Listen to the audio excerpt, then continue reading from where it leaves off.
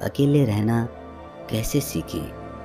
विज्ञान के विकास की वजह से जहां हमें नाना प्रकार की सुख सुविधाएं हासिल हुई हैं, वहीं दूसरी तरफ अगर आंखें खोल कर देखें तो विज्ञान ने हमारा एकांत हमसे छीन लिया है।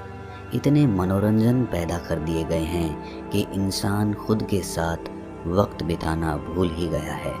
जब भी उसको खाली वक्त मिलता है, वो या तो अपना मोबाइल चलाने लगता है या किसी से बातों में लग जाता है, और इसी वजह से इंसान अपने साथ रहने की कला भूल चुका है।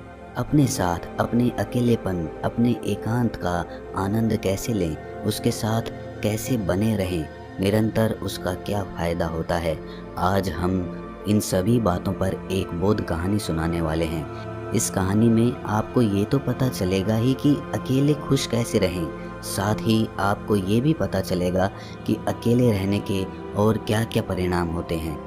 सेठ धर्मानंद दिल का बहुत ही संवेदनशील व्यक्ति था। उसके पास किसी भी सुख सुविधा की कोई कमी नहीं थी। इतना धन उसने अर्जित कर लिया था कि उसकी 7 पुश्तें बैठकर खा सकती थी। लेकिन उसे अपनी धन संपत्ति पर कोई भी अहंकार नहीं था। वो किसी को अपने से छोटा नहीं समझता था। ये उसका एक बहुत ही मुख्य गुण था, और इसी वजह से उसके अंदर बहुत ही करुणा भरी हुई थी। और जब भी कोई आदमी उससे कोई मदद मांगता तो वो हरगिज ना नहीं कह पाता था। अगर वो कहना भी चाहता तो भी करुणावश वो उसकी मदद कर दिया करता था। अब लोगों को धीरे धीरे सेठ धर्मानंद की ये संवेदनशीलता और ये करुणा पता चलती गई, और लोगों ने इसका फ़ायदा उठाना शुरू कर दिया। अब लोग जानबूझकर सेठ धर्मानंद के आगे दुखी होने का दिखावा करते, एक अभिनय करते, और सेठ धर्मानंद उनकी बातों को सच समझकर उनकी सहायता करता रहा। लेकिन उसके मन को फिर भी तसल्ली थी कि वो ज़रूरतमंदों की मदद कर रहा है।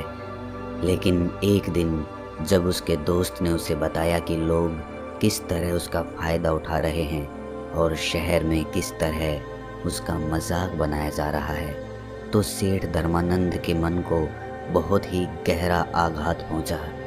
वैसे तो सेठ धर्मानंद के बहुत से मित्र बन चुके थे, लेकिन उनमें से कौन से मित्र सच्चे हैं और कौन कौन लोग मित्र होने का दिखावा कर रहे हैं, ये सेठ धर्मानंद के लिए जान पाना बहुत ही मुश्किल हो गया था। वो अक्सर लोगों की भीड़ भाड़ से घिरा रहता था। जब उसको अपने मित्रों और दूसरे लोगों की धोखाधड़ी का पता चला, तो सेठ धर्मानंद ने निश्चय किया कि आज के बाद वो अकेला ही रहेगा। वो किसी से ज़्यादा दोस्ती नहीं रखेगा और ज़्यादातर समय अपने साथ ही बिताया करेगा। और इसीलिए अब बाहर के लोग सेठ की हवेली के दरवाजे के बाहर से ही लौटा दिए जाते थे। सेठ के दरबान किसी को भी सेठ के पास जाने की अनुमति नहीं देते थे। लेकिन कुछ समय अकेले रहने के बाद सेठ धर्मानंद का मन ऊबने लगा। अब उसे किसी महफिल की ज़रूरत थी। उसे अपने वो दोस्त याद आने लगे जिनके साथ बैठकर वो जीवन के मज़े किया करता था। लेकिन तभी उसे ये भी याद आ जाता कि किस तरह उसके दोस्तों ने उसे बेवकूफ़ बनाया और करुणा का अभिनय करके उसका कितना सारा धन उससे ले लिया। इसीलिए वो चाहकर भी ऐसे दोस्तों की संगत नहीं चाहता था। लेकिन अब उसका मन अकेले में ऊबने लगा था। इसीलिए उसने अपने दोस्तों से संपर्क ना करके एक सत्संग में जाना शुरू कर दिया। उस सत्संग में ज्ञान की बातें हुआ करती थीं, ज्ञान के उपदेश हुआ करते थे और दूसरों के विचार भी सुने जाते थे। सेठ धर्मानंद को वहाँ जाकर बहुत अच्छा लगा, उसे बहुत आनंद मिला, और वो रोज़ नित्य रूप से उस सत्संग में जाने लगा और ज्ञान के उपदेश सुनने लगा। सत्संग में अक्सर सेठ धर्मानंद अच्छे अच्छे वक्तव्य पेश करके अपने ज्ञान को भी जाहिर करता था, और ये बात किसी से छुपी हुई नहीं थी कि तर्क वितर्क में सेठ धर्मानंद का कोई सानी नहीं है। लेकिन फिर भी सेठ धर्मानंद के मन में कोई भी आनंद की झलक नहीं थी। इतना ज्ञान होने के बाद भी वो अपने अंतर्ज्ञान से एकदम अलग था। इतना बाहरी ज्ञान होने के बाद भी वो अपने अंतर्ज्ञान से एकदम अछूता था, और इसी वजह से उसके जीवन में आनंद की कोई झलक नहीं थी। अक्सर सत्संग के उपदेशों में ध्यान पर चर्चा हुआ करती थी, इस पर सेठ धर्मानंद वक्तव्य तो बहुत पेश करते थे, लेकिन उन्होंने ध्यान की तरफ अपना पहला कदम भी नहीं उठाया था। आपको चाहे सेब की सारी खूबी पता हो, सेब दिखने में ऐसा होता है, सेब का स्वाद वैसा होता है, सेब से ये फायदे होते हैं, लेकिन जब तक आप सेब को खाएंगे नहीं तब तक आपको उसका स्वाद नहीं पता चलेगा। यही बात सेठ धर्मानंद पर भी लागू होती थी। वैसे तो उन्हें पूरा ज्ञान था, लेकिन उन्होंने ध्यान का रस, एकांत का रस, अकेलेपन का रस अभी तक चखा ही नहीं था। एक दिन उस सत्संग में एक बौद्ध भिक्षु आ पहुंचे। दूर दूर तक उनकी ख्याति थी, उनके ज्ञान के बारे में प्रदेश भर में चर्चाएं होती थीं। तो आज सेठ धर्मानंद को एक मौका मिल गया था कि वो अपने तर्क वितर्क से उस बौद्ध भिक्षु को पछाड़ देगा और उसके बाद समाज में उसकी और भी इज्जत बढ़ जाएगी, लोग उसको और भी बड़ा ज्ञानी समझने लगेंगे। और यही सोचकर वो खुश हो रहा था। तभी वहाँ पर बौद्ध भिक्षु आ पहुँचा। बौद्ध भिक्षु शांत भाव से चलता हुआ अपने आसन पर जाकर बैठ गया। सेठ धर्मानंद सभी के तर्कों को काटकर अपना तर्क सबसे ऊपर रखते गए। उन्होंने सोचा कि एक बार ये बौद्ध भिक्षु तर्क वितर्क पर उतर आए, फिर देखो मैं इनके तर्कों को कैसे काटता हूँ। तर्क वितर्क होते रहे, पर उस बौद्ध भिक्षु ने कुछ नहीं बोला। वो बस शांत भाव से मुस्कुरा रहा था। आखिर में जब सत्संग खत्म हुआ तो सेठ धर्मानंद से रहा नहीं गया और आखिर में उन्होंने बौद्ध भिक्षु से पूछ ही लिया कि मैंने आपके ज्ञान की चर्चा बहुत सुनी है, लेकिन आप तो सभा में कुछ बोले ही नहीं, आप तो एकदम मौन बैठे रहे। ये सुनकर बौद्ध भिक्षु ने मुस्कुराते हुए कहा कि आखिर में सारे ज्ञान को भूल जाना होता है। मेरे को आपके तर्क वितर्क पे कोई विवाद नहीं है, मैं तो बस अपने अकेलेपन का आनंद ले रहा था, अपने एकांत के रस में डूबा हुआ था। ऐसा नहीं है कि मैं तुम लोगों को सुन नहीं रहा था, मैं तुमको परिपूर्ण रूप से सुन रहा था, लेकिन मेरे मन में आपके प्रति कोई प्रतिरोध नहीं था। मैं जानता हूँ कि शुरुआत में आदमी ज्ञान इकट्ठा करता है, लेकिन अगर वो ज्ञानी होने की भूल में पड़ जाएगा, अगर वो ये सोचेगा कि मैं तो ज्ञानी हो चुका हूँ, तो वो सबसे बड़ा अज्ञानी ही रह जाएगा। सबसे बड़ा ज्ञान है अपने ज्ञान को गिरा देना, अपने आप को ये एहसास कराना कि मैं अज्ञानी हूँ, और इस कारण आपका अहंकार, आपका घमंड, आपका मैं टूटता चला जाता है और आपका सीखा हुआ ज्ञान आपके अनुभव के तौर पर उतरने लगता है। लेकिन अक्सर लोग सुने सुनाए ज्ञान को, किताबी ज्ञान को ही असल सत्य मान बैठते हैं और यही वो सबसे बड़ी भूल कर देते हैं। और इसी वजह से वो अपने एकांत में कभी उतर ही नहीं पाते, क्योंकि वो लोग बेवकूफ़ों की तरह हमेशा अपने ज्ञान का प्रचार करते रहेंगे। जब ये बात सेठ धर्मानंद ने सुनी तो इस बात ने सीधा उसके दिल पर चोट की, क्योंकि ये बात सेठ धर्मानंद पर बिल्कुल सही तरीके से लागू होती थी।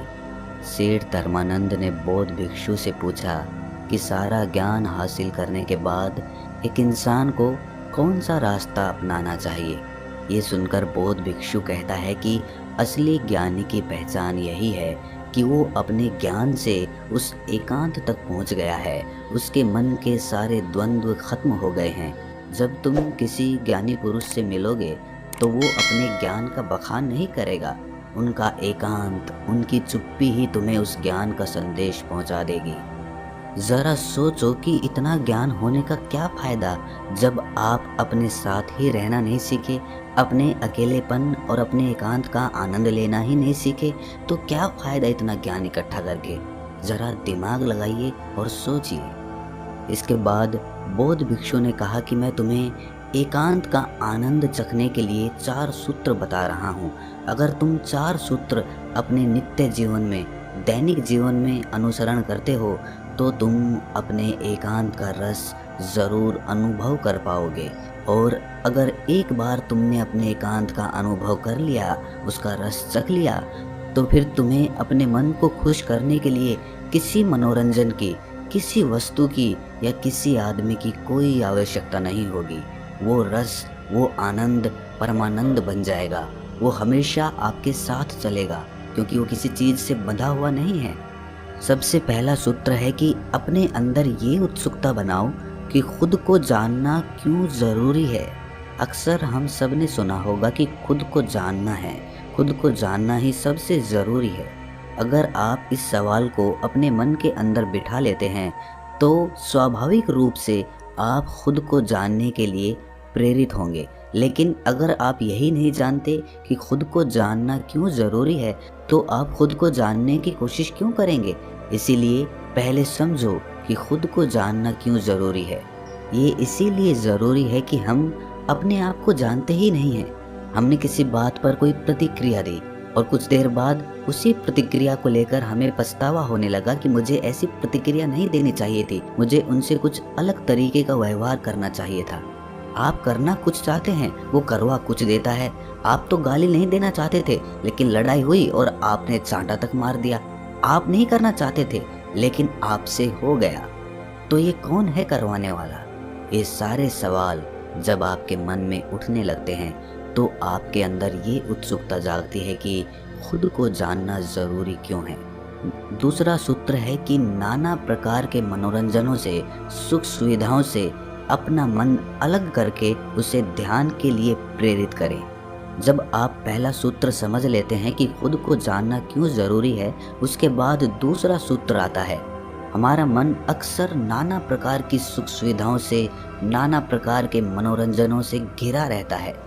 अत्यधिक मनोरंजन मन को उबाने लगता है।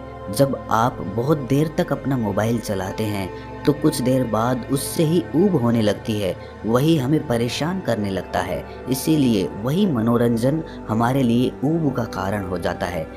विज्ञान ने जहाँ नए नए आविष्कारों के जरिए, उन्हीं आविष्कारों ने इंसान से उसका एकांत छीन लिया है और इसका सबसे बड़ा उदाहरण है मोबाइल। हम एक दिन भी अपने मोबाइल से दूर नहीं रह सकते। ज़रा एक प्रयोग करके देखना, एक दिन के लिए अपना मोबाइल स्विच ऑफ करके कहीं दूर रख देना और उसके पास आपको जाना तक नहीं है।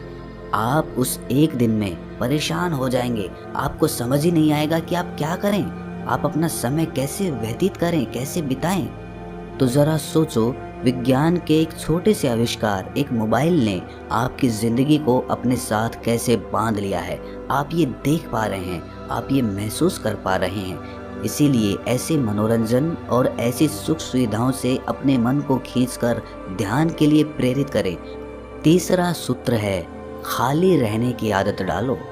हम अक्सर जिम्मेदारियों में इतने व्यस्त हो जाते हैं कि खुद के लिए समय ही नहीं निकालते। बचा कुचा समय हमारा मोबाइल ले लेता है और इसीलिए हम अपने आप को जानते ही कितना है। लेकिन जब हम अपने साथ वक्त बिताने लगते हैं तो हमें अपनी प्रवृत्तियां पता चलने लगती हैं। और चौथा सूत्र है, संसार में रहकर अपने एकांत में स्थिर रहना सीखो। हम सांसारिक चीज़ों से और यहाँ के लोगों से या तो बहुत ज़्यादा जुड़ जाते हैं या उनसे घृणा करने लग जाते हैं। ना आपका कोई मित्र होगा और ना ही कोई शत्रु होगा। आपके लिए सब जीव एक समान हैं।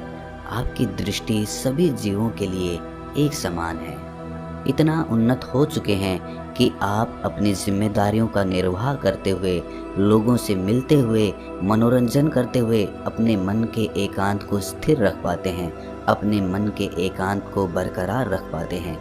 लेकिन यहाँ तक पहुँचने के लिए आपको पीछे पलटकर खुद को जानना होगा, खुद के साथ वक्त बिताना होगा। बेवजह के मनोरंजनों से अपने चित्त को दूसरी दिशा में ले जाना होगा, जहाँ पर उसका मनोरंजन ध्यान के द्वारा होगा।